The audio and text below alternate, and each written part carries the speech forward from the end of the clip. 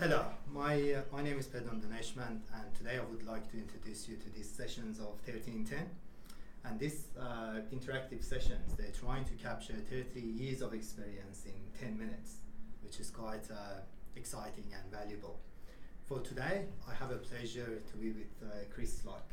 And for people who work within the infrastructure and especially transport sector in Australia over the last 10 to 15 years, Chris is probably one of the top names in mind.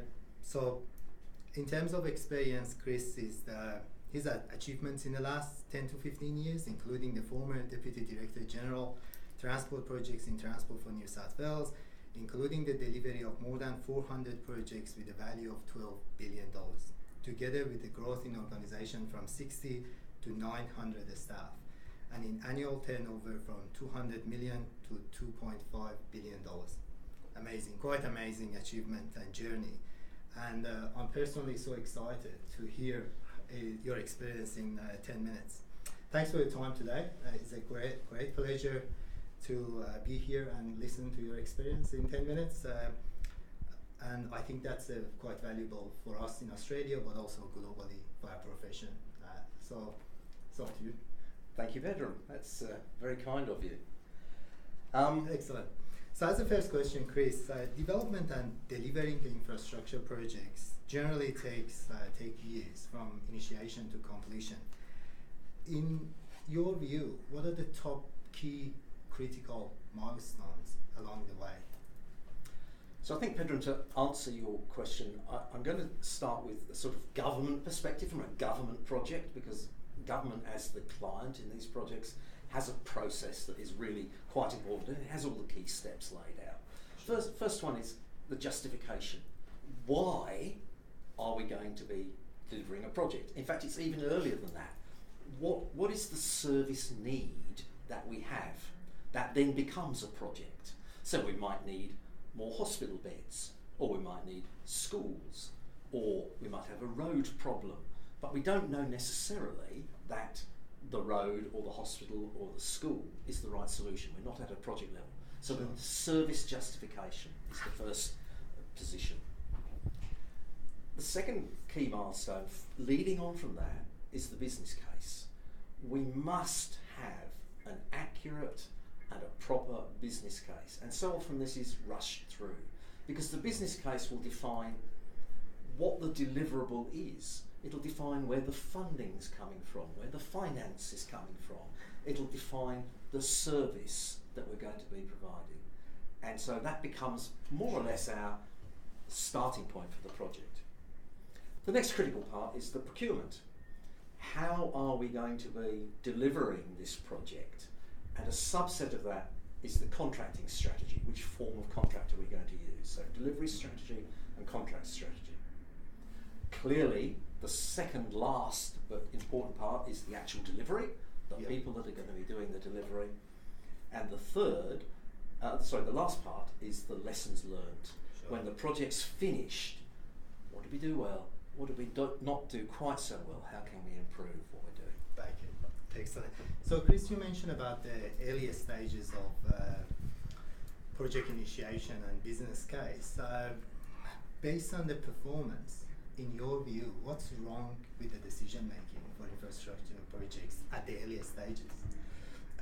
Let me say something. This is not, I don't think, particularly controversial, but I think in Australia, governments have got actually quite a lot better at making the right decisions about projects. Very, very early in my career in Africa, I was the delivery contractor for a pulp and paper mill in deepest, darkest Africa. And that's the only project that I've been involved with in my career that actually failed, because the project was the wrong project. Sure. We built the project, we spent hundreds of millions of US dollars many years ago, and it never worked. It never produced paper. Sure. So that was a failure. But in Australia, we live in a democracy where governments make decisions about projects, and the citizenry respond to those decisions through the ballot box. And if they don't like them, the government changes and falls. What makes our life in Australia in quite difficult in major projects, perhaps not difficult, perhaps complex, are things like the politicisation of infrastructure, where a government chooses to proceed with a piece of infrastructure and a subsequent government cancels it. That makes life quite complex. Sure. The 24-hour news cycle, the 10-second sound bites that cause politicians to make announcements far too early in the project life cycle before the proper information is there. Sure. In Australia, we have an active citizenry, we have social media, we have lobby groups, focus groups, and this makes life more complex in making decisions for projects. And finally, a word that I heard just this morning for the first time, lawfare. We run a position of lawfare in Australia where the law can be used to stop projects or change project decisions being made. And that makes for a complex life. Wow, interesting. So Chris, let's assume that we select the right project for the values and benefits and needs of the society. In your experience, but still you're still witnessing some projects that they're over budget or late, or we cannot deliver them within the risk profile that we are interested. In your experience, what are the top key reasons of failure for those projects?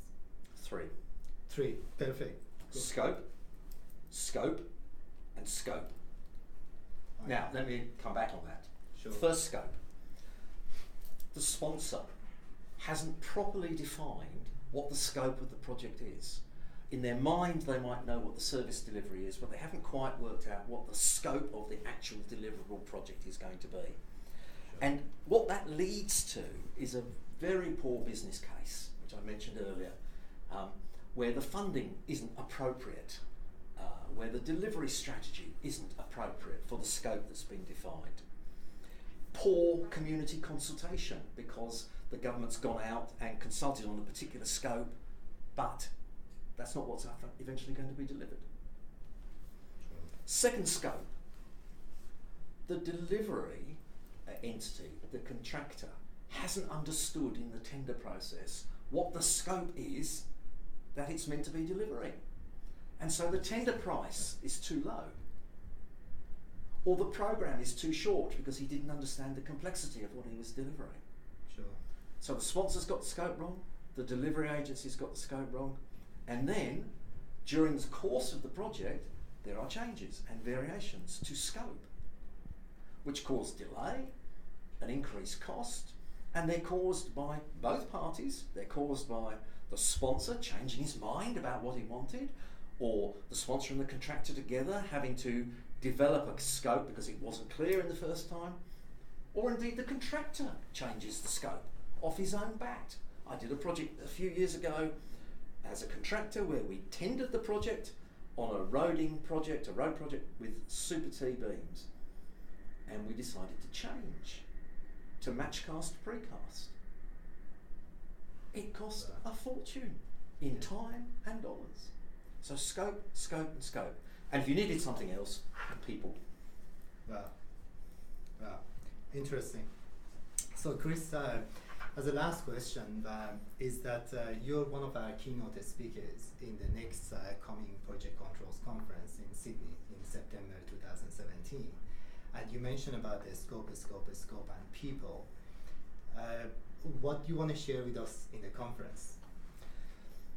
So thank you for inviting me to speak, which is a great thing. I'm a quantity surveyor, and as a practitioner, I understand time, cost, safety, quality. I understand the metrics. I understand how we control those things. But projects in my lifetime have changed. We started off with simple projects, and then we got quite complicated projects, and then we went into complex projects and programs, and now we're into, I think, wicked projects.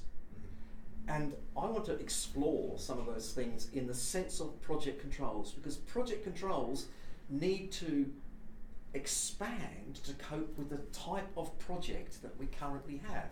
And my premise is that the missing project control is culture.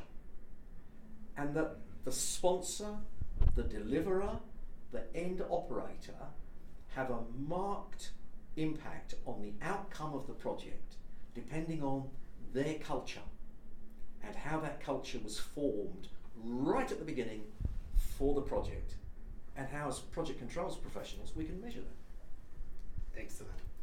Great to hear that, because in the conference we put it on 3 streams, and although we will have some new technology in terms of delivering and controlling the projects and the process as well, but there is a big portion of the conference that we want to focus on the culture and people, and I'm really glad that you mentioned about it. Chris, is there anything else that at the end you would like to highlight to our members? No, except only that your title of 30 in 10, in my case, should be 40 in 10. That's the minimum. So, absolutely. Chris, thank you very much. It was a great pleasure. We look forward to see you in September, and thanks for your contributions to the industry and profession. Thank you, Pedram. Thank you. Look forward to see you in September if you are. Otherwise, keep in touch. Thanks. Bye.